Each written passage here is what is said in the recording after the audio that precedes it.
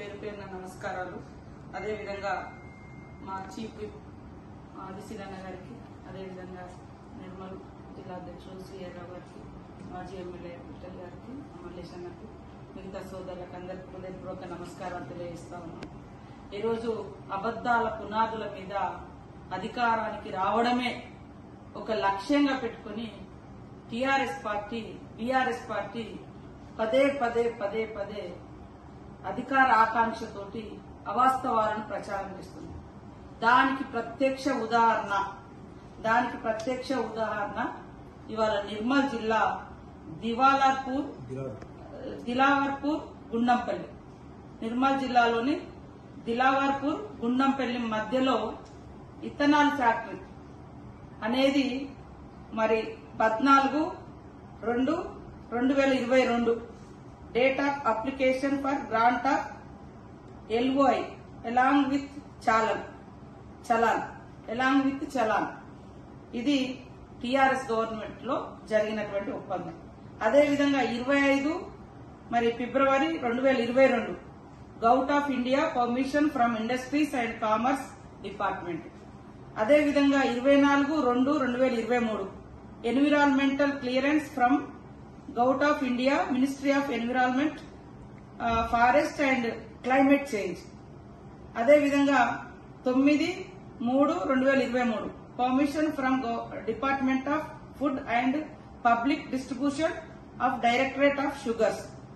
ఇలా అన్ని పర్మిషన్లు, అంతిమ పర్మిషన్ ఎక్కడుందంటే ఇంకా grant of letter of intent of by govt of Telangana.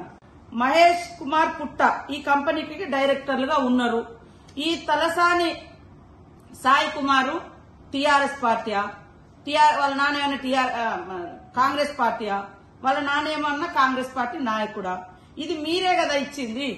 ఈ రోజు మీరిచ్చి అన్ని రకాల అనుమతులు మే 2023లోనే అప్పటి బీఆర్ఎస్ ప్రభుత్వం అన్ని రకాల పర్మిషన్లు ఇచ్చి మరి ఫైర్ డిపార్ట్మెంట్ నుంచి కూడా నో అబ్జెక్షన్ సర్టిఫికెట్స్ కూడా ఇప్పించుకున్నారు. ఇన్ని చేసి ఇన్ని రోజులు మేము ఆపుకుంటూ వచ్చినాము. ఈ రోజు కావాలని రైతులను రెచ్చగొట్టించి ఈ ప్రభుత్వాన్ని బదనాం చేసేటువంటి కార్యక్రమం చేపడుతున్నారు.